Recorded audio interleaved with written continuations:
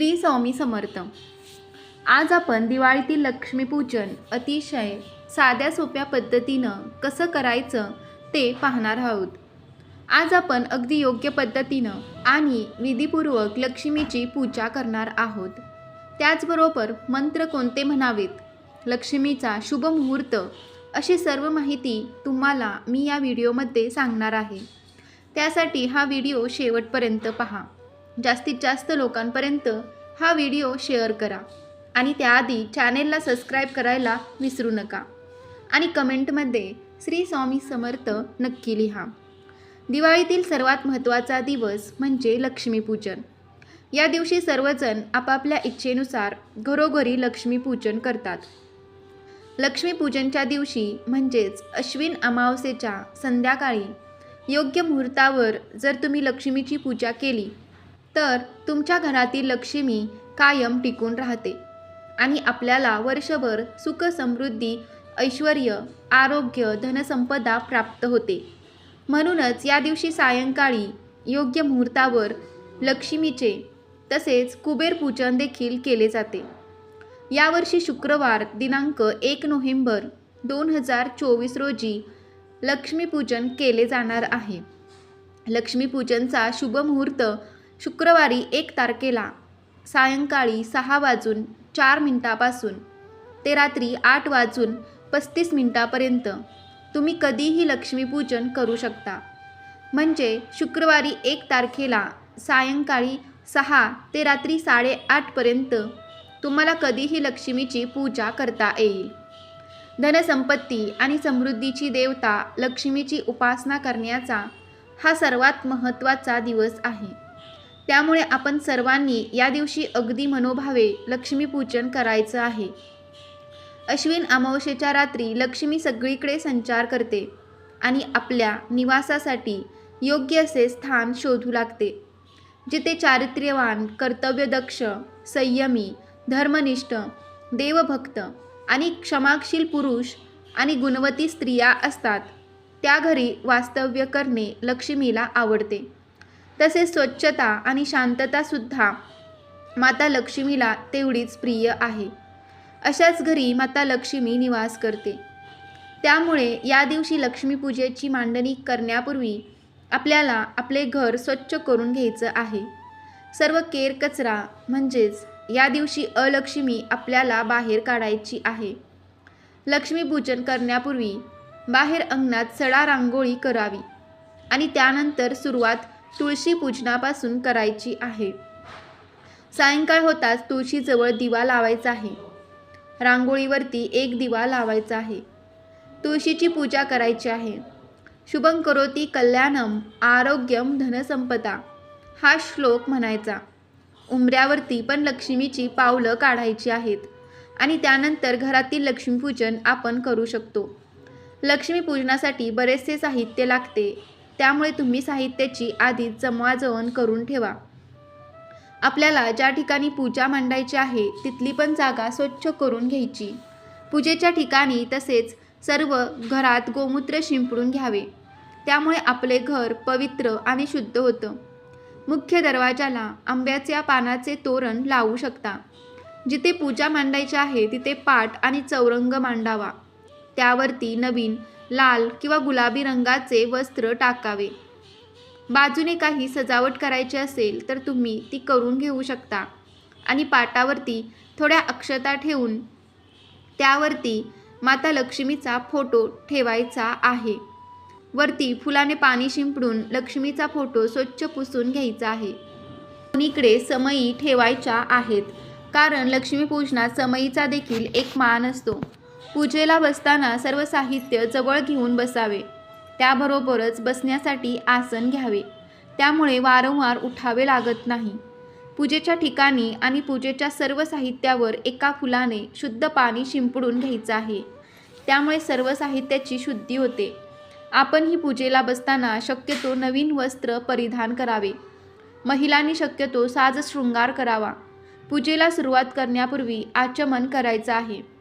त्यासाठी डाव्या हाताने उजव्या हातामध्ये पळीभर पाणी घेऊन ते प्यायचं आहे. ओम केशवाय नमः. दुसऱ्या वेळेस ही पळीभर पाणी घेऊन ते प्यायचं आहे. ओम नारायण नमः. पुन्हा तिसऱ्या वेळेस ही पळीभर पाणी घेऊन प्यायचं आहे. ओम माधवाय नमः. आणि चौथ्या वेळेस उजव्या हातावरून पळीभर पाणी खाली ताम्हणामध्ये सोडून द्यायचं आहे. ओम गोविंदाय नमः. ओम विष्णवे नमः. आचमन केल्यामुळे आपल्या शरीराची तसेच मनाची शुद्धता होते आणि आपली पूजा चांगली होते. त्यासाठी आचमन केलं जातं. तर आता सर्वात प्रथम आपण कलश स्थापना करून घेऊया. तर लक्ष्मीच्या उजव्या बाजूला आपण कलश ठेवायचा आहे. तर त्या ठिकाणी तांदळाची रास घालू शकता किंवा तांदळाचे स्वस्तिक किंवा अष्टदल कमळ काढायचं आहे. त्यावरती हळद कुंकू वाहून त्यावरती आपण कलश ठेवायचा आहे. कळशावरती कुंकू आणि स्वस्तिक काढायचं आहे. कलश हा 80% पाण्याने भरून आणि त्यामध्ये हळदी कुंकू, अक्षता, एक सुपारी, नाणं, फुलं टाकायचं आहे. त्यानंतर कलश यामध्ये 5 विड्याची किंवा आंब्याची पानं ठेवू शकता. त्यावरती नारळ ठेवायचा आहे. नारळाची शेंडी वरती येईल अशा पद्धतीने नारळ ठेवावा. तर सर्वात आधी आपण अग्नीच्या साक्षीने पूजेला सुरुवात करायची आहे. दिवा प्रज्वलित करून दिव्याची पूजा करून घ्यायची आहे. दिव्याला हळदी कुंकू, अक्षता, फूल वाहून नमस्कार करायचा आहे. यावेळी तुम्ही दिव्याचा एखादा मंत्र म्हणू शकता. दिव्या दिव्या दीपत्कार, काणी कुंडल मूर्तिहार. दिव्याला पाहून नमस्कार. त्यानंतर इथे लक्ष्मीसमोर आपल्याला 4 जोड विड्याची पाने ठेवायची आहे. त्यावरती थोड्या थोड्या अक्षता ठेवून त्यावरती हळदी कुंकू व्हायचं आहे. पूजेला बसल्यावर आपण स्वतःला देखील गंध लावून घ्यायचा आहे. पुरुषांनी चंदनाचा किंवा कुंकवाचा गंध लावायचा आणि महिलांनी हळदी कुंकू लावून घ्यावे. जोडविडाची पाने ठेवल्यानंतर एका ताम्हणामध्ये आपल्याला देवाऱ्यातील गणपतीची मूर्ती घ्यायची आणि त्यावरती स्वच्छ पाण्याचा, पंचामृताचा आणि पुन्हा एकदा पाण्याचा अभिषेक करायचा आहे. तुम्ही गणपतीची मूर्तीऐवजी गणपतीचे प्रतीक म्हणून सुपारी पण घेऊ शकता. अभिषेक करताना ओम गण गणपते नमः, ओम गण गणपते नमः या मंत्राचा जप करावा. मूर्ती स्वच्छ पाण्याने धुवून कोरड्या कपड्याने पुसून पहिल्या विड्याच्या पानावरती आपण स्थापन करायची आहे. त्यानंतर पुन्हा ताम्हण स्वच्छ करून घ्यायचं आणि त्यानंतर जर तुमच्याकडे लक्ष्मीची मूर्ती असेल किंवा श्रीयंत्र असेल किंवा दोन्हीही नसेल तर त्याचे प्रतीक म्हणून एक सुपारी पण घेऊ शकता. तर श्रीयंत्रावरती पुन्हा एकदा स्वच्छ पाण्याचा, पंचामृताचा आणि पुन्हा पाण्याचा अभिषेक करायचा आहे. सर्व मंगल मांगल्य शिवे सर्वार्थ साधिके शरण्य त्र्यंबके गौरी नारायणी नमोस्तुते. आपण हा लक्ष्मीचा मंत्र म्हणू शकता. ही पूजा करत असताना सतत आपण देवाचे नामस्मरण करत राहायचं आहे. अभिषेक करून झाल्यानंतर श्रीयंत्र स्वच्छ पुसून दुसऱ्या विड्याच्या पानावरती स्थापन करायचं आहे. त्यानंतर ताम्हणामध्ये पुन्हा एकदा एक सुपारी घ्यायची आहे. कारण या दिवशी माता लक्ष्मीसोबत कुबेर देवतेचीही पूजा केली जाते. तुमच्याकडे कुबेराची मूर्ती असेल किंवा कुबेराचे यंत्र असेल तर ते पण घेऊ शकता. नसेल तर कुबेराचं प्रतीक म्हणून सुपारी घ्यायची आहे. नसेल तर कुबेराचं प्रतीक म्हणून सुपारी घेतली तरीही चालेल. त्यावरती देखील अभिषेक करायचा आहे. ओम श्री कुबेराय नमः, ओम श्री कुबेराय नमः हा मंत्र म्हणायचा आहे. सुपारी तिसऱ्या पानावरती स्थापन करायची आहे. त्यानंतर ताम्हणामध्ये पुन्हा एक सुपारी घ्यायची आहे. ती सर्व देवांचे प्रतीक म्हणून घ्यायची आहे. यावरती पण पहिल्याप्रमाणे अभिषेक करायचा. सुपारी स्वच्छ धुवून शेवटच्या वेळेस पानावरती स्थापन करायची आहे. आपण आपल्या कुलदेवतेचे स्मरण करायचं आहे. अशा प्रकारे सर्व देवांना स्नान घातल्यानंतर आपले आराध्य दैवत प्रथम श्री गणेशाची पूजा करून घ्यायची आहे. कोणतीही पूजा आपण गणपती पूजनाने करतो. त्यामुळे गणपतीला चंदन, हळदी कुंकू, अक्षता, फूल वाहायचं आहे, नमस्कार करायचा आहे. तसेच या ठिकाणी श्रीयंत्रावरती देखील हळदी कुंकू, अक्षता, फूल वाहून पूजा करून घ्यायची. तुम्ही मूर्ती घेतली असेल तर मूर्तीची पूजा करा. त्यानंतर धनाची देवता कुबेराची पण पूजा करून घ्यायची आहे. त्यांना देखील हळदी कुंकू, अक्षता, फूल व्हायचं आहे. कुबेराची मूर्ती किंवा कुबेर यंत्र ठेवलं तरीही चालेल. तसेच आपण सर्व देवांची सुपारी ठेवली होती त्याची पण हळद कुंकू अक्षता फूल वाहून पूजा करायची. सर्व देवांना कापसाची वस्त्रमाळ घालून घ्यायची. श्रीयंत्रावरती तुम्ही लाल पिवळ्या धाग्याचे वस्त्र अर्पण करू शकता. त्यानंतर धूप दीप ओवाळून घ्यायचा आहे. आता आपण लक्ष्मीची पूजा करणार आहोत. लक्ष्मीची मूर्ती पण घेऊ शकता किंवा फोटो घेतला असेल तर त्यावरती पण फुलाने पाणी पंचामृत शिंपडून तो स्वच्छ पुसून घ्यायचा. लक्ष्मीला देखील चंदन हळदी कुंकू अक्षता फूल वाहायचं आहे. शक्य असल्यास लक्ष्मी मातेला एक लाल फूल अर्पण करा. लक्ष्मी ही विष्णूशिवाय अपूर्ण आहे. त्यामुळे महालक्ष्मीची पूजा केल्यानंतर आपल्याला विष्णूचा देखील स्मरण करायचं आहे. लक्ष्मीची पूजा केल्यानंतर ओम नमो भगवते वासुदेवाय नमः हा मंत्र आपल्याला 11 वेळा म्हणायचा आहे. कारण जिथे विष्णूची पूजा केली जाते तिथे माता लक्ष्मी प्रसन्न होते.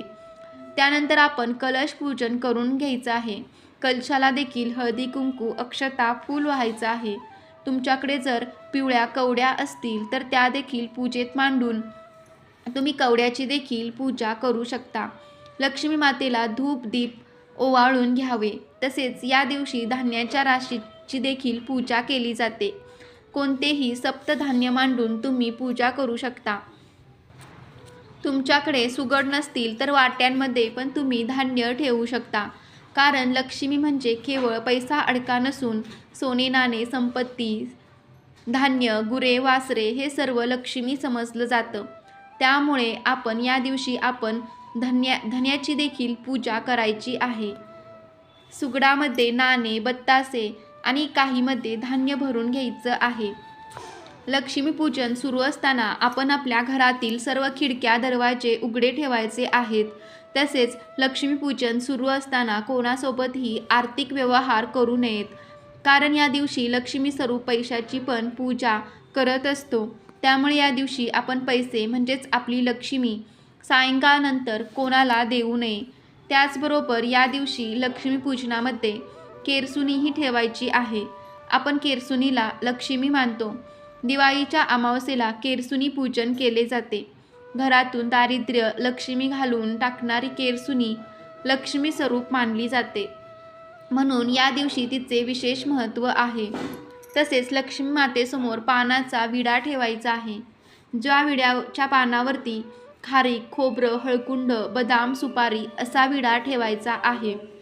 तसेच लक्ष्मी ही धनदेवता असल्यामुळे या दिवशी आपण पैशाची सोन्याची तसेच आपले जे काही पासबुक ATM कार्ड वर्षभराची हिशोबाची डायरी इत्यादी पण साहित्य पूजेमध्ये मांडायचं आहे. जो आपण पानाचा विडा ठेवला होता त्यावरती हळदी कुंकू अक्षता फुलं वाहून पूजा करायची आहे. सर्व पूजा आपण अगदी मनोभावे करायची आहे. या दिवशी आपल्या घरातील वातावरण अगदी मंगलमय असावे.